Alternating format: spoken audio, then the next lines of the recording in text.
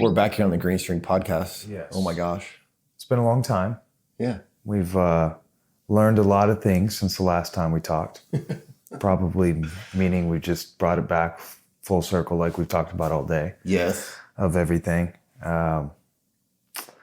But we've been having a kind of an interesting discussion, and it's got several different legs to it. And it's like the conversation between life and sport, and both of those conversations fall into like health and fitness, or the whole health and fitness world on Instagram, Facebook, social media, whatever it is. But they're not distinguished, and they're two totally different things. Like, to me, life is the conversation of like being able to, when you need to be able to be usable with your body, you need to be able to experience things, be of use to other people, yourself. The more freedom, the more exploration you have in your body, the more you can at least get this physical component of life. And just, I really like this thing I've been thinking about a lot, of like the meaning of just being a service to other people. And I feel like being physically fit and being at your best capability physically is of maximum service to the rest of your tribe, to the world, or whoever it is, or your people. But then again, that's just talking about everyday like life, like you and I going through life, being good people, feeling our best, being able to do the things we love. And then when we start to sprinkle in the things we love, that's when that kind of like balanced conversation we always have kind of comes in, because that's some of the things we love are like sport, hobbies, like the things that are a little bit harder. And it really does, like one thing supports health, and like one thing can support both, but they have two totally different outcomes if they are like your end all be all as your way of measuring health, performance, fitness, if that makes sense. Yeah. I mean, I think that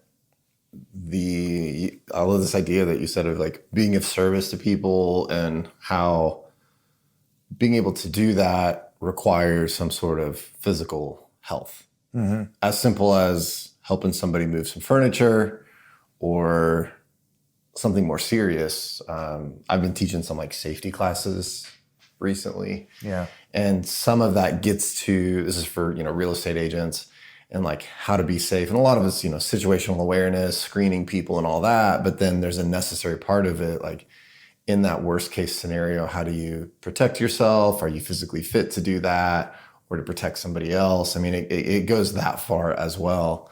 But like you said, on the sport side, that we get so obsessed with too, where we engage in some sort of like sport endeavor, and then that becomes our like one single focus. Like everything is geared towards performance on that thing, which is, man, for most of us, just like really a small piece of it, but we make it the whole thing. And I think that's a really good way of a place that I've gotten stuck. And I know I've shared this with you a little bit, but like, I feel like everything, sport is kind of the main thing of social, like let's just say social media, the algorithms of health and fitness, like what you see in that world is mainly geared towards things that excite people and inspire people and like get them motivated. And that's sport. That's the extreme.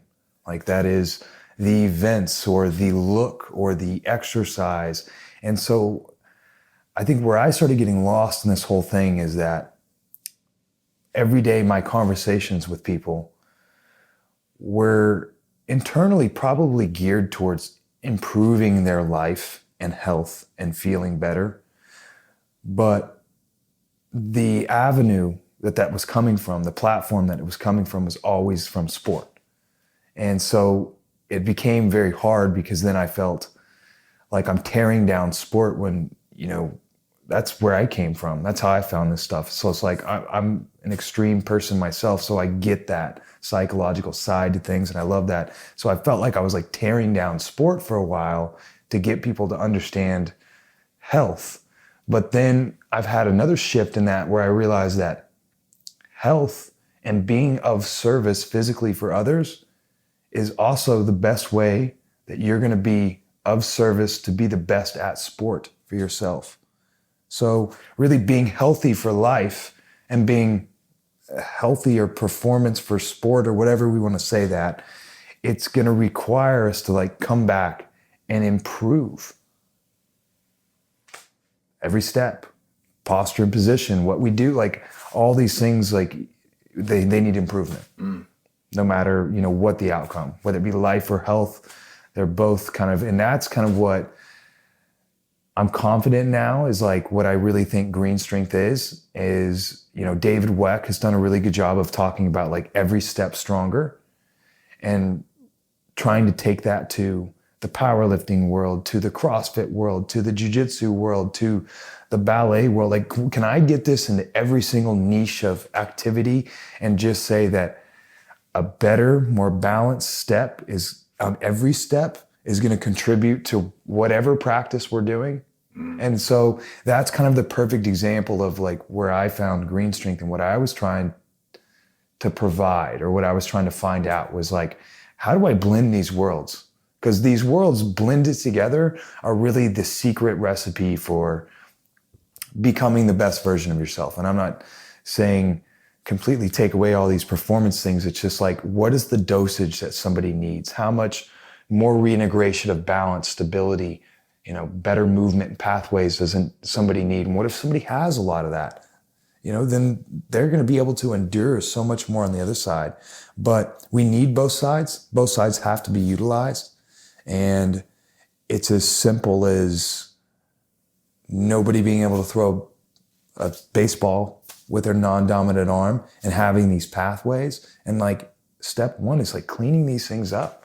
Like we need to make both sides of the coin, even our left hand to our right hand, pretty comparable in life of service. Yeah. And then that gets back to doing so many things neurologically, doing so many things health-wise. Making left brain, right brain. The whole body work. The proprioception things, the things that we hear when we turn on 60 Minutes and we actually see somebody that like was a paraplegic and like started to do, you know, and you start seeing these things, it's like, holy shit.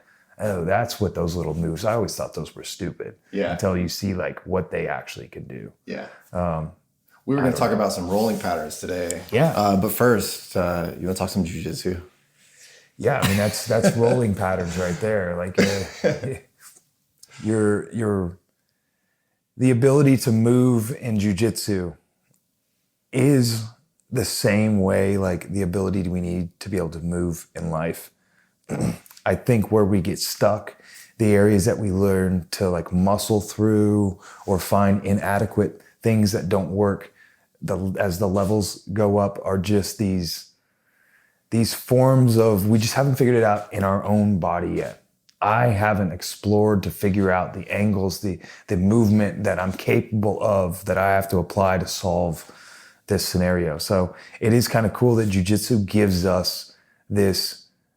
Because I'm not being weird here. You and I get this every single time. We get literally second by second feedback and you're in a combative thing. So we're actually attentive. Like we're really thinking about this. And so we get so much like nonstop problem solving. That's just movement, brain, grip, leverage, position, like all these things. And I don't know, it is interesting. I don't want to be the one that turns it back to life because everybody does that. Everybody does that. But it is really cool to understand like, no, like I do have a practice and I am doing something that is giving me constant opportunity to learn. It's like better understand right. your body, your movement, your balance, all those things. Yeah. And like, it's funny, like how many things have you learned that you're like, this doesn't work for me. I'm never going to use this. I'm never going to do that. But then like, oh, here we are 3 years later. And all of a sudden that thing that you're like, you know what? I always said I was never going to do this. And all of a sudden it becomes your thing. X-Guard. Like I'm obsessed with the wrestling up from X-Guard. I'm obsessed with that whole world of just like maybe you're sweeping somebody and they're coming back up, but you get inside position. We can get into single leg and start to go into a world of opportunity. But I remember Raphael and people teaching some things and you just, at the time of learning, you're like, I'm not going to learn this. Like I can't do that. I don't move that way very well. So like, that's just something that won't be in my arsenal. Yeah. And I'm cool with that. Yeah. But then you get better All of a sudden. And it's like, it has to be in my arsenal. Like, I have to figure out how to do this. Yeah. Or else we're not going. It's just the same thing, continuous here. Oh, man, it's crazy. And that's in everything, but it's so stark in that where you kick yourself because like, you flash back to the things that you thought you knew or that you knew would be universally true forever about you and the way you do things. And then something comes along that you're like, yep. As always, 3 years ago, I was a bigger idiot than I am today. Oh my God. 3 years from now, I'm going to realize today I'm a bigger idiot than I am 3 years from now. My strong knee shield. Like, the knee shield was powerful for a while. And then I was like a strong guy, and I didn't roll with, during this period too, like I didn't roll with as many upper belts. And I'm talking like upper belts, like world champion upper belts, you know? And the knee shield was strong. You like muscle manhandle people around. And now, like fast forward to our school now. Dude, you better be really smart to throw that knee shield up there. You better be really good. Everybody's smashing right through that sucker. Right. You know, I do it against Josh all the time. Oh, that's not. And he just does the textbook thing. And I laugh because I'm like, you're going to walk the center step the foot, flatten me out. Like, I know what you're doing. Yeah. Perfect. You're doing it. Shit. Oh, this is terrible. You miss Raphael. Like the number of people I've seen that just like pull him into like butterfly guard or something, and you're like, or right into half guard, and you're like, good luck, bro. Good luck. That was the last thing I tried to do on him. That last time that we went kind of hard. I don't understand that because like if you just give it time, he's gonna get you there. Like he'll put you there. So let's. Why fast forward to? Well, this was my reasoning. My reasoning was, I always usually play passive to try to last a little bit longer. But then that's not cool. So this time I was like, you know what? Screw it. I don't want to get thrown. I don't want to get taken down like this. Fair. So I am going to pull and I'm going into half guard and I'm going to do what I do and I'm going to attack. And like immediately it was just like, that was professor, teacher, friend that like, was like, I'll teach you a lesson. I know exactly why you're pulling me. I know why you're pulling me into this. Yeah. I've taught this for decades. So let me just show you that I can combat that in a matter of 0.0 seconds and I'm on to something else. And then it's just like, it's terrible. But now what are you working on in your game? Man, right now I've been working on putting my body back together. Mm-hmm. Had a couple of injuries lately. Had the sprained AC joint that kept me out for a little bit of time. Had a little bit of a knee injury this week that we're working through. So I'm going to have probably, not training this week and we'll see how next week goes. I can probably get back next week. It's not real bad, but just trying to do those things. And honestly, I think it's like what I'm realizing, and especially with this knee injury, I'm blaming myself for how this happened because it was with somebody who's maybe a little less experienced, who maybe tends to have a little bit more aggressive movements. I'm not calling anybody a spaz or anything, but like you're thinking these like, I know exactly what you're saying. This is a good person. It's just, somebody trying to learn the game. They're capable too. Yep. And so I was playing kind of lazy. You're being nice and passive or whatever, and realizing like there are times when you need to take control and impose upon somebody what you want to happen. Right? Because I'm that person who's always like, I want to be the most technical person. I want to flow. I want to, make it look effortless and all those kinds of things, right? That's what I want to be. Like, that's my epitome of what I want my jiu-jitsu to be like. But that doesn't always work, right? There are plenty of times where like it is a physical, aggressive activity and you have to have that, it's time to go and it's time to impose upon this person what I want to happen, not just flow into it. And some of that's for a safety reason, right? Where it's like, I needed to maybe you feel threatened. You need to be able to impose demands to control the situation. Right. And express in that situation where it's like, okay, this is somebody who like, I need to make sure that I'm just like, I'm controlling the situation because I know that there could maybe be a little bit of a less controlled movement or something that potentially put me at risk. So again, nothing they did. This was completely on me. But that was sort of it reinforces some of this, like, control, exerting control, because isn't that what jiu-jitsu is in the end? It's the ability to exert control over somebody else. It's not about the submissions. It's not about the takedowns or the sweeps or any of that. I mean, it is, but it isn't. It's ultimately at the end of the day, it's about control. I'm able to control this poor person, put them in a situation that I want them in, and not letting them always just flow into that situation, but actually controlling the situation. Yeah. Right. I mean, and it's not to say that it's not professional to let them flow there, but the professional guides them there, right? You want them there, you control. Like, it's like you're in a fight or flight moment. Martial arts has so many just back and forth moments of fight or flight, and you're bringing flight to the table. There's nothing wrong with that. Yeah. But it's like, there could be some fight moments in here, and I'm not respecting it, and that's when I get injured. And it's the yin and the yang. It's the blending the soft with the hard and knowing when is the right time to do which. And in competition, we talked about this. Call you out. Yeah. Right, Master Worlds, get out there. You start out great. You're in guard. You get this great Kimura set up. You sweep the guy. You end up top, and then you kind of let it go. Yeah, it's chill. And you went to sort of soft mode as opposed to hard mode. And the control mode, this whole idea of like, I should be controlling the situation. I relinquish control. And then now next thing you know, I'm on the back end of the wrong side of the thing. And so that's always been difficult for me of like, no, I'm not. It's not that I'm just going to react to what they're doing and put myself in a more advantageous situation. I'm just not going to let them do what they want to do. You got to be able to do that. 100%. Right. And that's, I feel like that's what I'm trying to work on now. Yep. Is taking those moments of like, no, I'm not letting you do what you want to do. I'm going to keep you pinned right where you're at and control the situation. We do it all the time when we play, and it's a fun thing. Yeah. You know, we were talking about somebody we like to train with. That's a great person, and it's just a little bit on the level, a little bit below us, and we get to do things fun. And we both talked about how we just like to, it's like, I like them. Oh, no, you want that grip? Okay, have that grip. You want the spot? You want the lasso in? Go ahead and have it. Yeah. Like, it's that type of fun, and that's exactly like, you train that way too much, and you're going to perform that way. Yep. And that was exactly me. I got to the point. I wasn't scared of him. I was like, I'm on top, and I kind of was having that same moment in my head. It's like, come on, push on me a little bit. Like, what do you want to do? Like, I'm about to smash the shit out of you. Yeah. And then really, it was like, no, I should have been on him from the second. Yeah. And I should have just. When I got on top, I should have been exerting pressure right in, and knowing those moments, and then being able to know those moments with certain training partners, and when to turn it on and when to turn it off. It's a hard thing.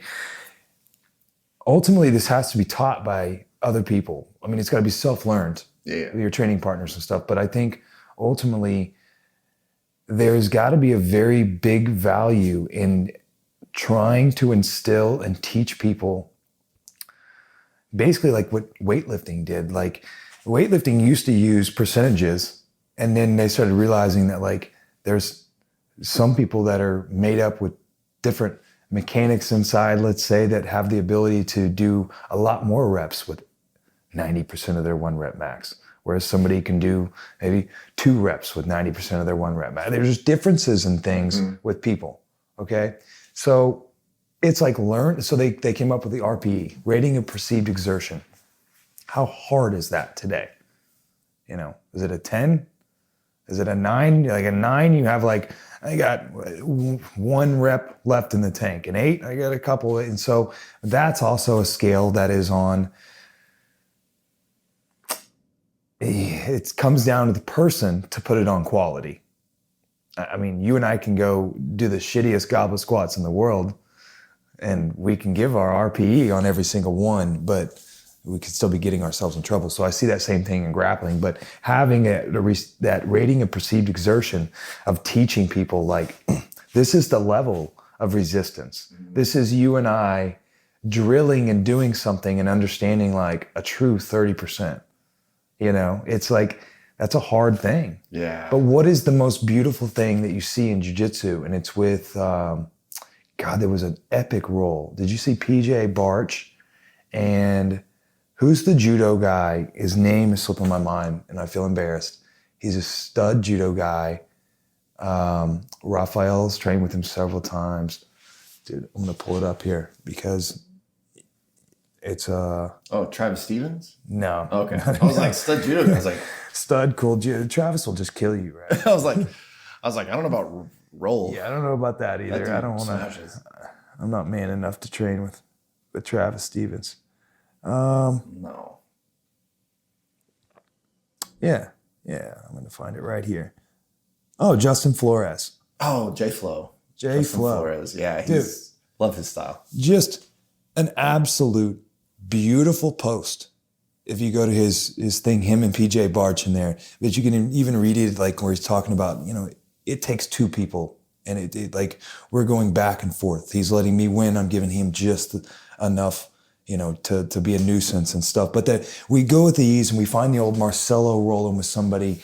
The point is, when you look at jiu-jitsu stuff, flow rolls and like nonstop just trade of technique is the coolest looking thing. Yeah.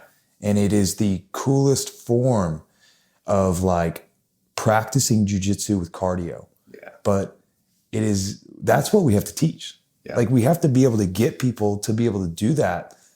Because there's got to be that next level in jiu-jitsu that you cannot reach unless you have the ability. The ability to do all those. It's like the idea of if I want to go ride my bike for 20 miles, how can I do that version of jiu-jitsu? Yeah. Right? The endurance jiu-jitsu. Yeah. Not the 5 minutes hard, 6 minutes hard, 10 minutes hard. But like, how could I, if I had to go do 30, 45, an hour of jiu-jitsu nonstop with somebody, how would I pace that? Yeah. Right. And that continued flow of back and forth of constant movement. Like I can't just stop. I got to have constant movement.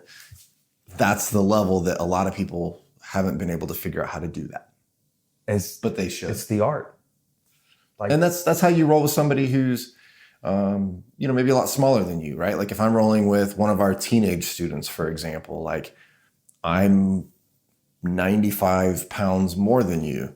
But I shouldn't roll that way. I'm not going to roll with them the same way I roll with you on, all right, it's time to, it's time to go. Yeah. And some people struggle with that. It's an interesting thing. It's like, I wonder what masters of the art, like I wonder what Shanji would say. Like, I wonder how much he would think that's important in the overall development of somebody. And then if we heard the Shanjis, the Homelos, and we started hearing, you need, like, this has to be a touch that you have to have to be a real practitioner. I wonder how many people would start to find that if they were inspired by that. But speaking of big guys and smashing and not flow rolling, Big Man's got a big match coming up.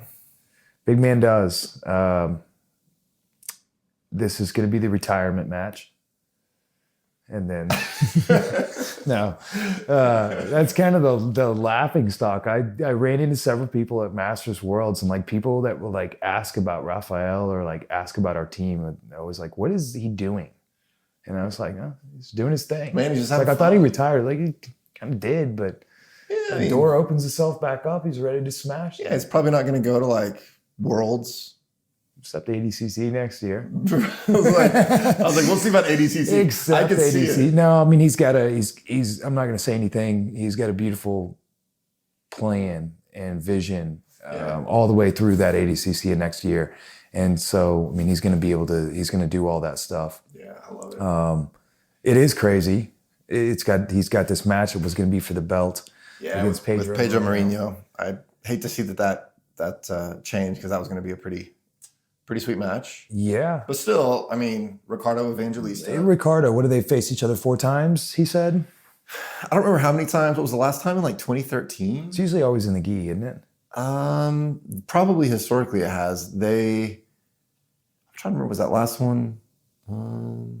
Was it at No Gi Worlds in like 2013? I don't remember. I can't remember. I don't remember what it was now, but it's obviously he's big. He's like 45 pounds bigger than 45, 250, 255. I don't know. Yeah, big dude.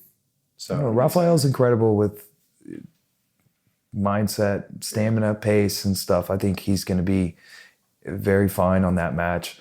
And then that looks forward to getting Pedro. Pedro on the next one. So he could be 40 years old and get himself the 205-pound WNO strap would be pretty cool. And I don't know, I like him in that match against Pedro. Both of them. Yeah, I like both of them for different ways. Yeah, I think Pedro's a really cool, scrappy thing, but man, look back at the El Monstro match, just on that WNO in Oklahoma City.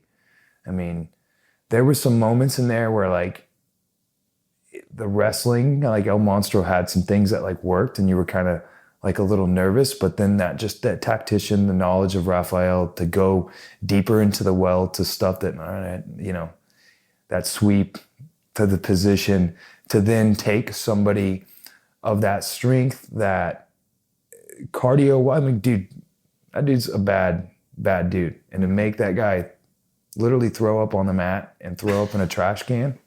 I mean, I saw that shit. I walked out. He was puking. And multiple other people saw it too. And I know that dude's not a chump. No. Like, to make somebody throw up 5 minutes after a match, you put the pace on him. You put it on him. And so, yeah, I'm excited for these. I think that's kind of what is in store for both those matches. Yeah. Almost. Let's see. Gordon's headlining that one. Gordon is. Who's he? I don't remember. Patrick Gaudio, is that his name? Is it Gaudio? Yeah, it is. I don't know. I don't know what to. I have so many. Gordon by some. Gordon's going to dominate. This is going to be terrible in the sense of what he's going to do. I think he is going to show his DVD moves exactly like I would if I was him too. I'd say, look, this is what I put out, and I'd do it out here too. Yeah. It's too smart, and it's the most efficient thing. So it makes sense. And if you can do it, if you can just go like pick whatever you're going to do. Yeah. It's still crazy. I mean, it's literally like running two businesses at one time. Yeah. Because it's kind of like, this is DVD sales, but this is also combat. So it's pretty badass, but it's also interesting how Gordon is so funny. I mean, I love to look at Gordon, and it's just almost becoming more comical. And I don't know, I have only a couple of insiders. Like, I don't have all this journalistic stuff, but we always go back to the health thing. It's like the dude is always injured. Yeah. But he's in every post with ways to well that's like changing the life of everybody else, including himself. Yeah. He's surrounded by the best medical people and everything, but we still have these problems. And so, I don't know. That stuff always, I guess what I'm trying to say is what kind of gets at me is how people still buy into shit. Like, I wonder how people can see these posts and still like be so inspired to like, I have to get ways to wells. Like, I have to see, and there's probably so many good things. I'm not saying that at all. Sure. But it's like, man, and then you're like, oh, the 4 people in there are fucked up. Like, they're always injured, like, and they're always messed up. And shouldn't there come a point where you don't need it anymore? It is kind of a like it's kind of a weird thing. It's that kind of stuff. But it's the new and improved. I don't want to throw shade at any chiropractors out there. It's not my thing, but it's that sort of thing of like, I feel like a lot of people, they just, I got another appointment with the chiropractor, another one and another one. And I'm like, at what point are you like healed? Because I don't hear too many people getting healed. I know. And anyway. It's a tough one. It's a tough one. I have this exact scenario with a friend of ours in the gym right now. And my natural instinct is to want to help and help and help and help. But then like, I have to value myself, and I have to value like the knowledge that I do have. And I'd like to live a life where, we're in the gym. It's a lot less professional setting. I'm not putting doctors, my certifications up on the wall and all this stuff. So I just want to have a conversation. So I get, it kind of takes some of that high dollar nostalgic down, but then it's like, man, you're spending the human thing that we have to get here is that you're spending money elsewhere. And like, if you invest that, the hard part is for me is to get you to understand this is like jiu-jitsu. Like, I have to teach you. This is going to be a long process. Like, if you want this, and you want to be better at jiu-jitsu, you want to hurt less in your body or whatever it is, it's like, you have to realize that like the short-term things probably aren't really the answer, and you're investing in a long-term relationship for health versus I'm investing in a one-time massage. Yeah. I'm investing in a one-time crack up. And I get all those things. I want you to do massages. I want people to do a chiropractor if they're good and have validity or whatever. But in this case, I think this person probably went in the last month, I might be wrong, but like 3 to 5 times. Yeah. What starts to question me is that how has the chiropractor never been like, what the fuck are you doing? How? Oh, I follow this workout program. Let me see that. Oh, well then if they did and they were smart, then they go, damn, this is really good. Right. I've made sure, that's my claim to fame. I know, just like on the warm up, if you're a really knowledgeable coach and you see just the recommendations that at least I'm putting out there, and I'm like, I put that out there every day. Yeah. They'd be like, very sound. But then they would know right away, oh, there's a disconnect. This is great stuff, man. You're obviously just not doing this right. Yeah. And that's, so but your massage therapist and your chiro is probably not going to be like, we need to see what you're doing because it's weird that you're coming in here more. Too much. Yeah. Too much. 100%. So let's bring this full circle because we've been talking, you're really starting to look at focusing on people like us. Yeah. That are, we're not spring chickens anymore. Been around the block a few times. Like to do jiujitsu. We train hard. We're happy to train hard. Mm-hmm. But we also want to do that for a long time. And one of the things you mentioned to me was one of these like foundational things that you're doing pretty much daily are some of these rolling patterns. Mm-hmm. Where we started talking about rolling in jiujitsu, but you were talking about some of these rolling patterns. So I want to hear about that and how that's something you're implementing, what that is, and how that's helping.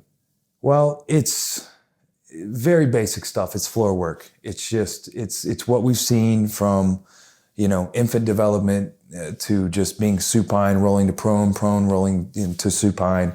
And maybe are we doing those prone to supine to prone from upper body focused moving through our limbs? Or are we doing it through our legs? I think it's funny. Like prone to supine. For those that don't know, it's back to your stomach. Yeah. And I hate using words too. I don't even know why I'm using that.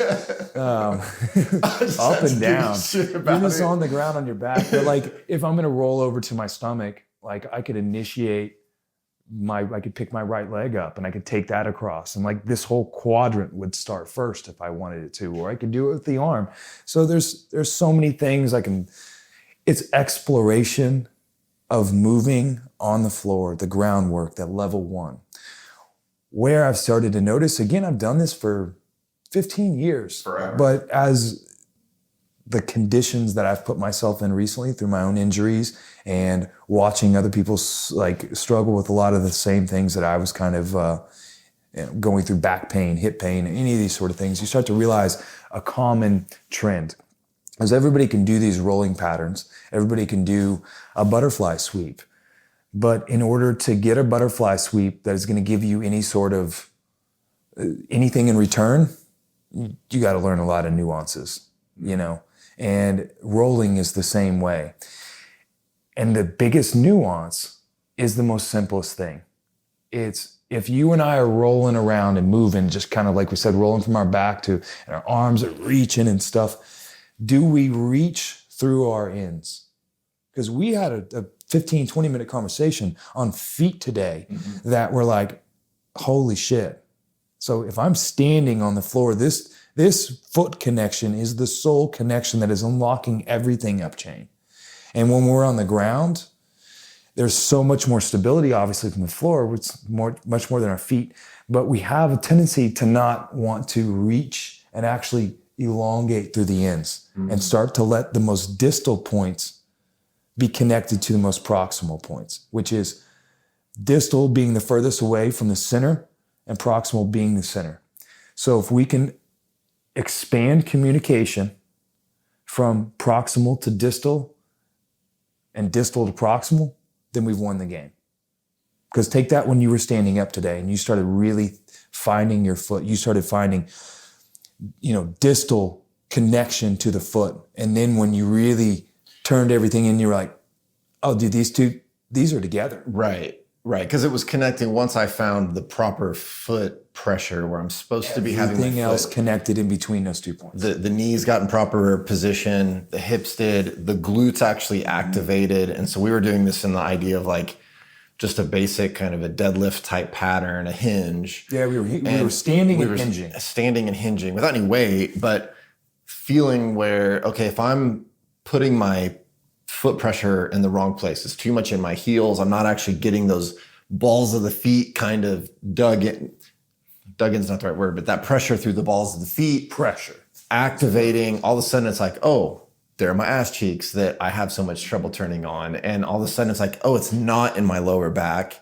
It's actually in my hamstrings and my butt. And the knees are feeling like they're in the right spot and the hips. And okay, now I feel everything over something as simple as like where the pressure is in my feet. Mm-hmm. Something so that it was just like, I've been training with you for years and it's like, okay, but starting to finally unlock these. Where did I hear these things the first time? I heard them from yogis, body workers, very holistic people. Now we are seeing this, what we've talked about, and what we'll continue to always talk about is like how these worlds, because of social media, because the powerlifter Mark Bell, the ex-powerlifter, is benefits to sit down with the yoga person, that they both have this great platform and they create a bigger platform. Yeah. Now the conversations are happening. Back in the day, in the weight room, if I ever in a powerlifting circle talked about what my holistic body worker said about, this sort of stance or that metatarsal or this or that, they'd laugh you out the analogy of, you see it all, or Google it, you'll find a million comments and articles, jokes about it. It's that, where does that fucking person even squat? 135? Right. And it's like, well, no, maybe they squat 95, but they actually squat efficiently to where they're going to be able to do it when they're 60. And by the time you're 60, you're going to have double hip surgery and a new knee, and you're not even going to squat. Yeah. But you'll talk about how you squatted 600 pounds back in the day. 40 years ago. This is the world we live in. Yeah. So we're at this distance of understanding what's optimal and correct, and then what we can get away with. And then once we start to learn those things, then it actually comes down to like, what's good for me? And like, how do I get better connection? And I find the exercise then that's still going to serve me the best. I think we talked about, it's like looking around the gym, and I've done this in this last couple of years. Like I've looked around the landscape of all this, and everybody that was, especially in the powerlifting style world, strength conditioning, everybody that has a brain, like halfway of a brain, halfway a good coach, none of them are still doing the same shit that they were preaching at 25. They might still be preaching lift heavy weights, but they are using safety squat bars, different, you know what I mean? Like the frequency's different. Like they have all evolved. And this is such a short-lived thing. We've got to start looking at these evolutions and be like, okay, there wasn't, 5 generations of powerlifters with a straight bar here. There hasn't been that many generations. This didn't start this obsessive big 3 movements in this bilateral plane like in the 20s. We've been doing this for a short amount of time, and we can start to see what happens. We see grapplers who don't take care of themselves. You see badass martial artists get around 50 and their joints don't work and stuff. Now, the byproduct is their skills are highly deadly. So although their body might not function the way anatomy and the way that a happy life and longevity need, their body still possesses skill sets that will fucking kill you. Yeah. And so then people don't examine it the same. Yeah. You look at him as like, oh, well, he's still a martial artist. He moves good. It's like he's formed into this one extreme combat, the fight. He needs the flight. People forget the pieces where like I saw Bernardo Faria a couple years ago had to have like shoulder surgery, and he had a picture of all the stuff they pulled out of his elbow. Oh my God. And how much pain he was in. Jeff Glover, who is like, that was insane, one of the most like crazy movers in jiu-jitsu ever. Like the guy has been moving like just insane for years and still does even to this day, but like had to have pretty major back surgery, back or neck surgery, right? Yeah. And so we see a lot of, I think Homolo recently had to have surgery for some back issues. And so it's like, okay, like, yes, they bring all this, but like, then how can the rest of us say, okay, well, how can we do this in a way that prevents us from having to go down that route? Same thing with exercise, right? Okay, yes, we've seen these guys that lift astonishing amounts of weight, but then fast forward 20 years and it's like, was it worth it at that point? Because now we're having to have the hip surgery, the back problems, the whatever it is. Yeah. So one of those things is the rolling patterns, right? We kind of went a little off the trail there, but I love this because it's something you can do just at home. Dude, it's the movement before the movement. Like, I mean, of course I can get warmed up with a movement prep, but like when we think about warming up and exercise, we think about those like movement preps. Like we're going to do high knees, we're going to do this, we're going to do this world's greatest stretch and this, hip circles and all these dynamic movements that have been around and we know, and they all work and they're all valid. But it's like, there's something about, I need to organically move and get the body connected. I need to get the spine mobile. I need to, really get my hips and my shoulders disassociated to where I'm moving them segmentally better. I need to wake up my hands and my feet and the connection between those, because that's the areas, like we said, proximal to my feet, distal. And it's not I can squeeze the foot and I can squeeze the abs. The connection is the midline. And I've got to move and create that. And then when we do that, all of a sudden you roll around for 2 minutes in some of those things that we do, and then you go to a hip circle. It feels exponentially better. Yeah. You feel way more connection. You actually have like contralateral stability. Like everything is ready to start actually putting demands in training. Because like the warm up is just like, let's put the body in these segmental things and kind of warm bits and pieces up and make it function better and warm the core temperature. Make the other shoulder move. And do that kind of stuff. So it's like, man, we have got to be able to get back to play. And that's what this is. Recoding has become a very hot word in fitness. Like we need to recode our movement. Gode uses that. Like they sell it on like, we need to put them through recode. It's been recoding. To me, the recode is a BS. It's putting you back into a system. The natural recode is humans playing and being humans. Like if we just get back on the floor and move around and start being playful humans, then we're going to recode ourselves naturally. If the hardcore things in our life are making it very, very hard to play, then without talking to you or I, that your balance is messed up.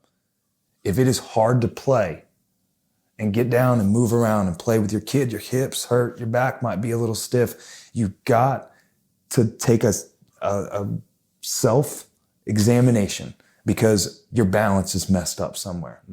Because if we make those changes to the balance somewhere, small changes, we eventually need to get you to a point of where you're able to do those basic little playful things, like get down on the ground and play with your daughter, okay? If you can't do that without some sort of pain, you can't justify any exercise you're doing that's on the hard end. Like it's just, we want you to do as much as you can, but you can't justify it. Yeah. It's like, and that's the world we're living in. That's this argument that we're in every day. It's like, we're not taking this away. We're just trying to be responsible. And they kind of closed this thing up. I thought it was funny. I told you that story of Josie and I were talking last night, and she wanted to sit down and like we wanted to talk about, she wants to talk about programming. And I wanted to try to show her how basic and stupid and easy it is, that once we start to realize like it's push, hinge, push, pull, squat, like we have these basic movements. And then it's kind of like, well, like we've said 1,000 times, even if we have a high level athlete, we're probably going to just make sure that we're going to restore those movements and pattern them back up to the highest level that we can get them. If we have a person who's not moving, an everyday person, my mother or something that I want to try to inspire to get healthy, well, we have to ingrain those healthy movements. Yeah. Got to be able to bend over and get up and down and do these things. Athletes too. And we're seeing that athletes can benefit from that because a lot of guys from a career of hard are ending up hurt and they're ending up not able to do these things. But when Josie and I were talking about programming, we talked about, and this is, I don't know how we fix this. I don't know how, I guess we talk about it. And because this is me, like I told her, like on my notes on my phone, I have started 1 million threads of redoing a different phase for myself, building all these programs to help get out of my back stuff, like, you know, all this stuff. And I'm like, it just becomes obsessive. You look at the program and it's got everything. And I don't even know. And I literally spend time sitting there thinking about how I'm going to move things around to make things fit. And then if my exact twin came to me and sat down in this scenario and I wrote out notes for a consultation, it would be exactly opposite. Like it would be so much opposite. And I believe in everything on the other side. I know it's the right way, but myself won't do it unless I, put a third party in there, get another coach, which I do. I have other coaches tell me, dude, you're being a fucking idiot, and I'm like, I know, like I thought maybe you'd say good, but I knew you wouldn't say good. It's not right. It's too much. So I don't know. The more we play, the more we can intuitively learn ourselves in general, the more we can recode ourselves, the more we start to consciously observe. And this is great for BJJ practitioners because to be able to do this for the long haul, we're going to have times when physical practice takes a little bit more of the front seat in jiu-jitsu. You're a perfect example of this. Yeah.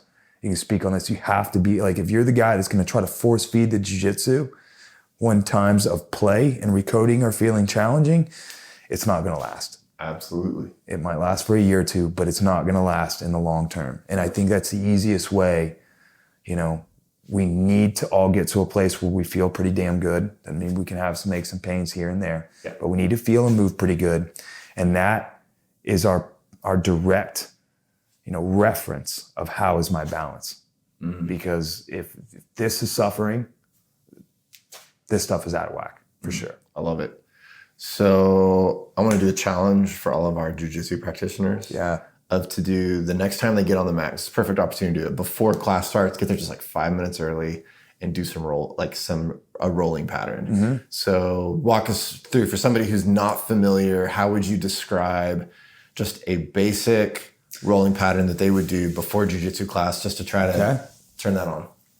So simply lay on your back on the floor, reach your arms above your head, legs are out long, and just gently take one arm and start to reach across and follow that hand and start to feel how you can segmentally roll one little inch at a time all the way down through your legs and try to just roll that arm all the way over, and then you're on your stomach.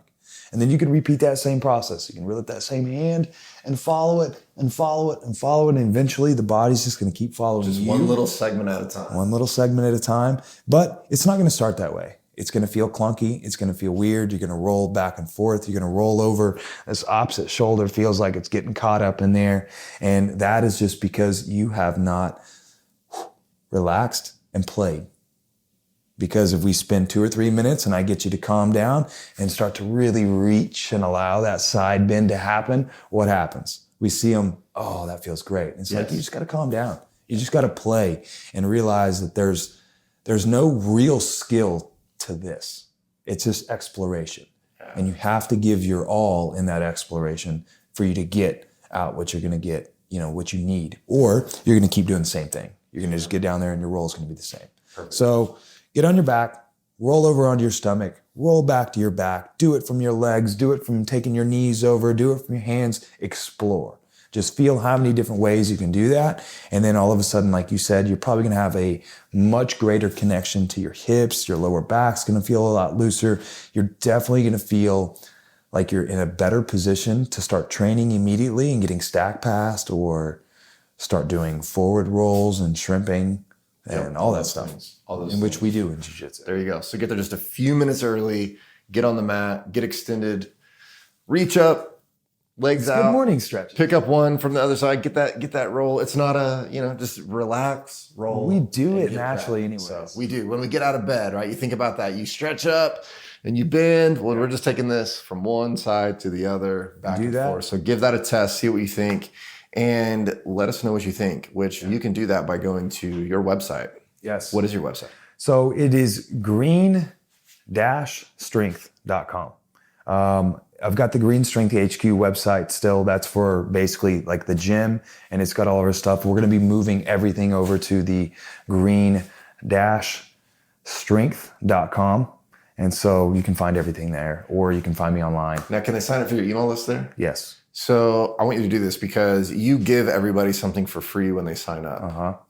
It is the Back to Human. Yes. This is the little Back to Human plus Strength program. I call it the Back to Human plus Strength program. And it's just it's a simple, basic body weight program that you can do anywhere. And it's really a very good thing that it has a lot of these crawls and rolls in it. I've incorporated a ton of this stuff in there. So it's a really good program. It's 4 weeks and you can jump in if you're, beat up and you're looking to kind of re-engineer your physical path. Just give this a couple of weeks and let's start putting something together. There you go. So go to green-strength.com. Give him your email and you will get that right off the bat. He'll send you that Back to Human plus Strength program. Yeah. And we're going to be back here on the GreenStrength Podcast, getting back into the role of this. Probably a couple times a month. Yeah. And really, I think speaking to the people who care about their physical fitness, but also who train jiu-jitsu and are grown-ups and want to continue to be grown-ups, feel good, do jiu-jitsu, be strong, be healthy. Those are the people we're going to be talking to and really blending those two worlds together. So if that's up your alley, then make sure you're subscribed. Come back, check us out next time so that you can be here with us on the GreenStrength Podcast. Yes, sir. All right, brother. Thank you.